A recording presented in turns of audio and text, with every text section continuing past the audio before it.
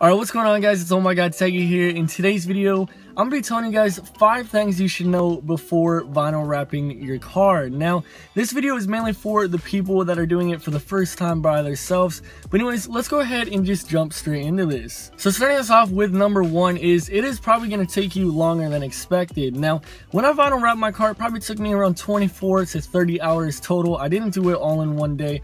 I sectioned it off probably in about 1 or 2 weeks. I did like door panel, a fender, the bumpers, you know, the quarter panel. I just kind of sectioned it off, but it does take a lot longer than you think. I think each fender probably took me 3 hours to get perfect. Now, this is probably, I mean, this might just be me, but honestly, when you're wrapping your car for your first time, you want to make sure everything's perfect. Now, everything didn't turn out perfect, obviously, because it was my first time, so I struggled a little bit, but yeah, it definitely did take a lot more time than I thought it was going to.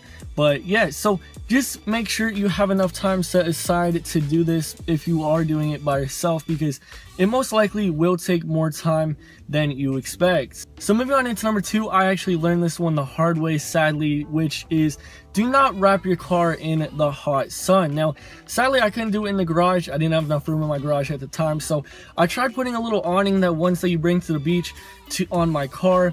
And the sun shifted because I went inside, took a break, it shifted, and it was right where I was about to wrap. It was on the back bumper. I'll show you guys a picture of it right now. So the sun heated up too much and it actually ripped. So do not wrap in the sun unless you want this to happen, because it will heat up the vinyl, and there is a chance that it could rip if you overstretch it. Now, this goes for the sun and the heat gun. Do not overheat it with the heat gun, otherwise the same thing can happen. So just watch out for that. So that sucks, but every single time anybody asks me about it, I just blame it on the body damage and just say that's that because it's from the body damage. But so yeah, so just be careful. Do not wrap it in very hot temperatures in the sunlight, because there is a chance that it'll rip, and then you end up having to redo the whole panel, which really does suck. Now moving on into number 3 is if you have any peeling clear coat, any rust on your car, any dents, or any kind of body damage on your car, the vinyl wrap will most likely not cover it up. Now, I had clear coat all up here on this little pillar up here, and also some on the back. Now, from far away, you could definitely not see it, but when you get close, I'll show you guys a little picture again.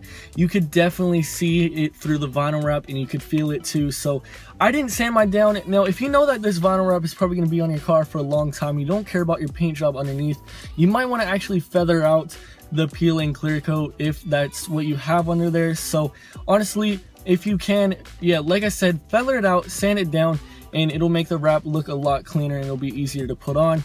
Now, rust, I haven't had any issues with that, but just know rust definitely will not be covered with vinyl wrap. And last but not least, body damage.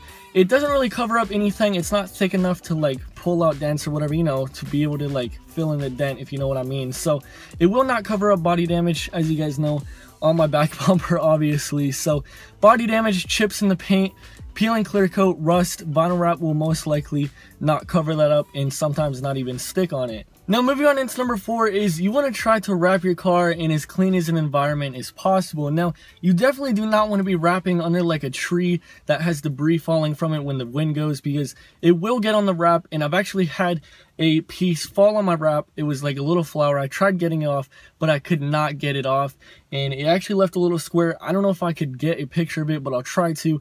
But yeah, it actually left a little indent. I decided, you know what, I'm not going to waste the vinyl wrap because I was almost done with the panel. So I was like, you know what, I'll just put it on. It's almost coming to the end of my vinyl wrap anyways. So I ended up just putting it on. Screw it, there is a little place on there, but just know if stuff falls on the vinyl wrap, sometimes you cannot get it off, which really sucks. So definitely work in as clean as environment as possible so that this will not happen. Now, it could be in a garage.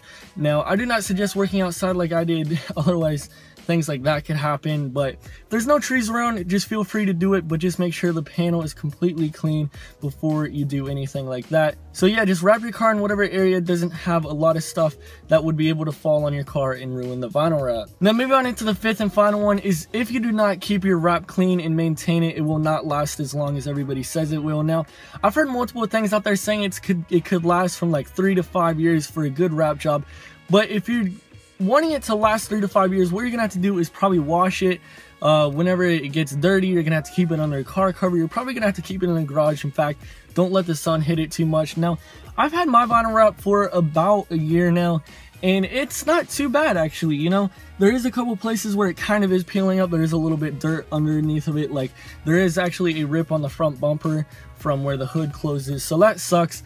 But that's just because I didn't really maintain it. I never had the time to really wash it. I never parked my car in a garage. I never put a car cover. I never really did any of that, just because it was kind of a cheap wrap job. I wasn't really expecting anything out of it. I only paid 300 bucks for it. I just went for it, and yeah, so maintain it as much as you can, otherwise it will not last as long as you want it to.